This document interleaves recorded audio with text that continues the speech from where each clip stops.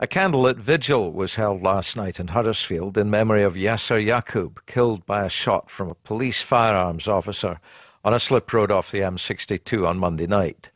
Police are still questioning 3 other men arrested in a planned operation for possession of illegal firearms.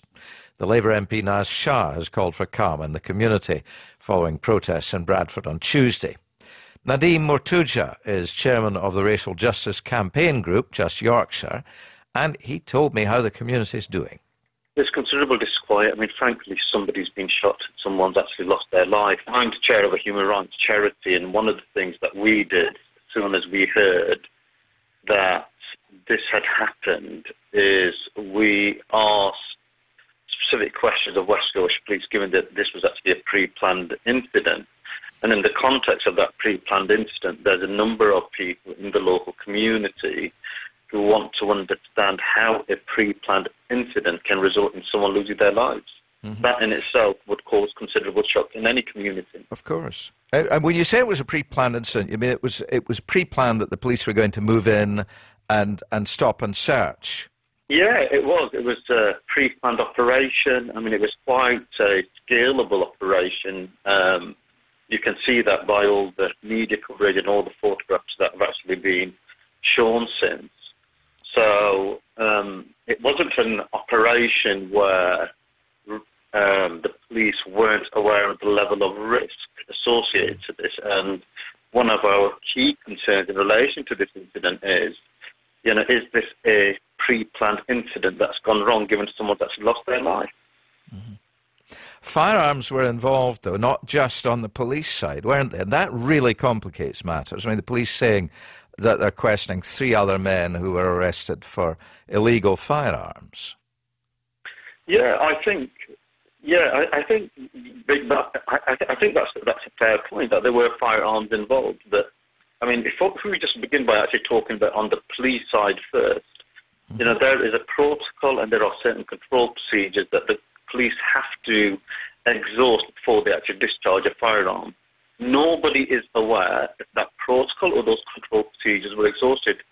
Secondly, in relation to this suspected firearm in relation to Mr. Yaqub's car, nobody is aware if that firearm was disarmed or if it was, for example, threatened, so on and so forth. But more fundamentally, when the police actually go out to undertake an operation, they actually go and police by consent, and secondly, they go there to actually preserve life and not actually take life.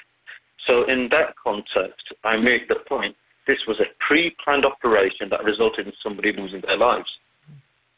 When it comes to the Police Complaints Commission who are investigating, they're going to take statements from everybody involved, aren't they?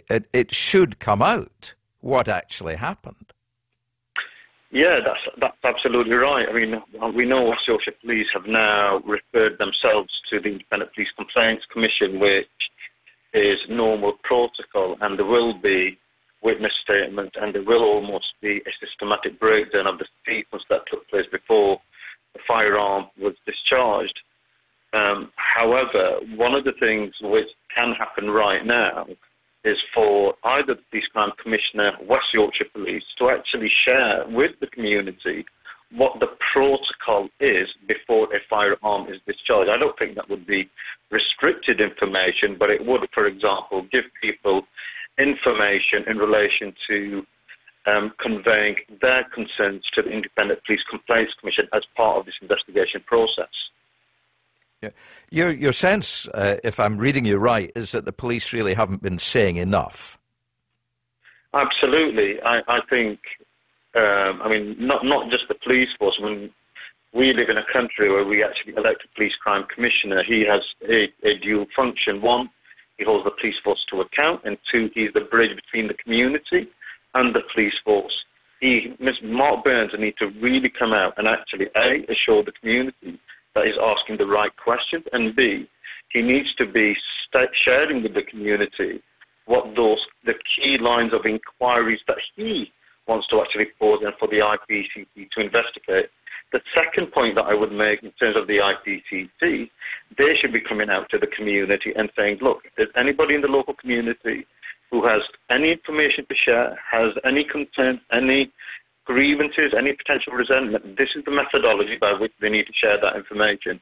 The reason I make them 2 points is because it's incredibly vital that the community have a platform within which they can share their concerns. So what are peaceful protests today don't escalate into something else tomorrow. Nadeem Murtuja from the campaign group Just Yorkshire.